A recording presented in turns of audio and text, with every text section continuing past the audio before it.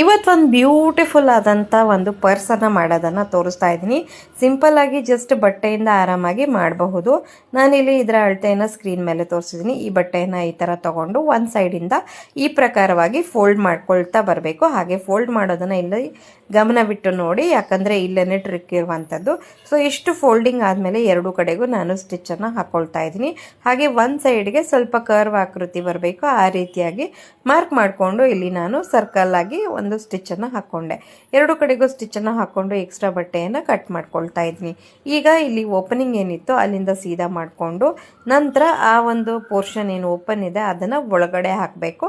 ಆಮೇಲೆ ಉಳಿದಂಥ ಮೂರು ಸೈಡ್ಗೂ ಒಂದು ಪ್ರೆಸ್ ಸ್ಟಿಚ್ಚನ್ನು ಹಾಕಿಬಿಟ್ರೆ ಬ್ಯೂಟಿಫುಲ್ ಆದಂಥ ಪರ್ಸು ರೆಡಿ. ಇದಕ್ಕೆ ವೆಲ್ಕ್ರೋ ಕ್ಲೋಸಿಂಗ್ ಕೊಡ್ಬೋದು ಅಥವಾ ಮ್ಯಾಗ್ನೆಟಿಕ್ ಬಟನ್ ಆದರೂ ಹಾಕ್ಬೋದು. ಫಂಕ್ಷನ್ಸ್ಗೆಲ್ಲ ತೊಗೊಂಡು ಹೋಗೋದಕ್ಕೆ ತುಂಬಾ ಚೆನ್ನಾಗಿರುತ್ತೆ. ವಿಡಿಯೋ ಇಷ್ಟ ಆದರೆ ಲೈಕ್ ಮತ್ತು ಫಾಲೋ ಮಾಡಿ.